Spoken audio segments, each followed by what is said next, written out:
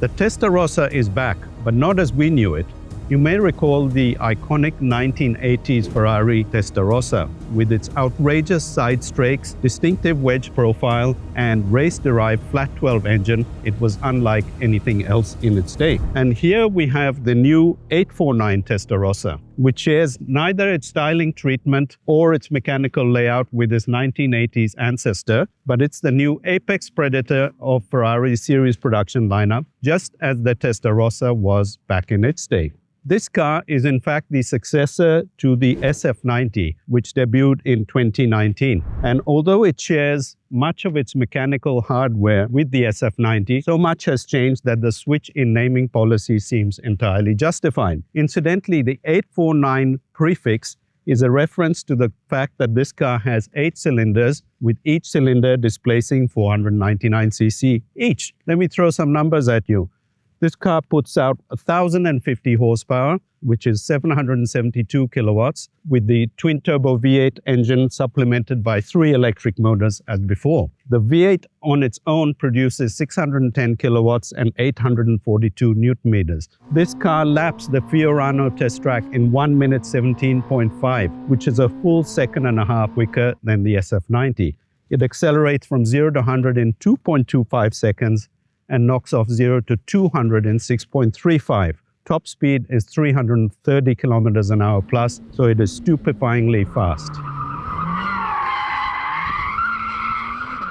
As with any Ferrari, form always follows function. And with that in mind, we have a 20% bigger air intake behind which sits a massive radiator. And we also have these aerodynamic flicks, which extend out from the nose and the front splitter. And their job is to optimize airflow around the car. And if you follow me around to the side, the real trick bit is these doors, which are formed using a hot stamping process. And as you can see, they incorporate this channel, and this sends air through the massive intercoolers. This car is equipped with the biggest turbochargers ever fitted to a Ferrari series production model, and hence the need for massive airflow.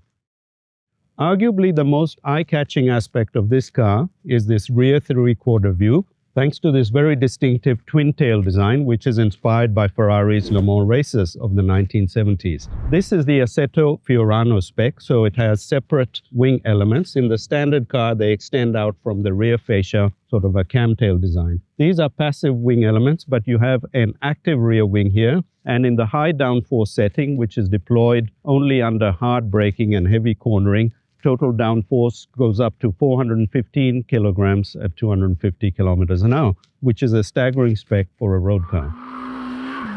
To paraphrase Enzo Ferrari, the engine is the heart of the car, and here we have the familiar F154 90-degree V8. I say familiar, but in the case of the 849 Testarossa, it's a brand new engine block, cylinder heads, intake plenums, exhaust manifolds, as well as the biggest turbochargers ever fitted to a Ferrari series production model. 20-inch rims are standard issue on the 849 Testarossa, and this car being equipped with the Assetto Fiorano package, it gets the lightweight carbon fiber wheels, which trim 18 kilograms from curb weight. The standard car gets Pirelli P0R tires or Bridgestone Potenza run flats, but with the Assetto Fiorano, you can get these hardcore Michelin Pilot Sport Cup 2 tires, or if you're a real track demon, you can get Cup 2Rs.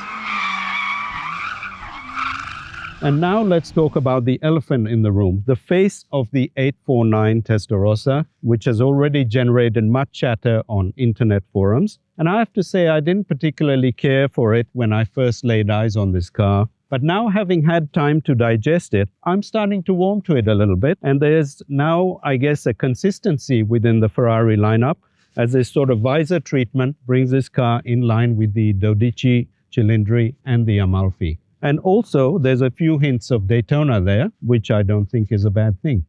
So inside, very clean and minimalistic design. And you have this rather lovely floating center console with the transmission settings cleverly incorporated there. Creates the impression of a lot of space, and also it's a very nicely executed design overall. But the best news is that those awful haptic buttons are gone, replaced by physical switches, and of course the traditional red Ferrari start button.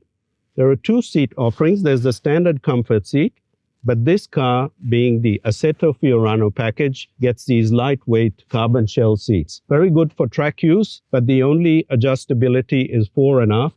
So if road use is predominantly what you're going to be doing, then I would suggest the comfort seats. So, what's the Ferrari 849 Testarossa like to drive? In a word, stupefying. It's incredibly rapid. It's so rapid that you need to recalibrate your brain because just everything happens so much quicker. Now for the bad news. The coupe will cost $932,648 and the Testarossa Spider $1,015,589. So better start making those calls to the bank manager.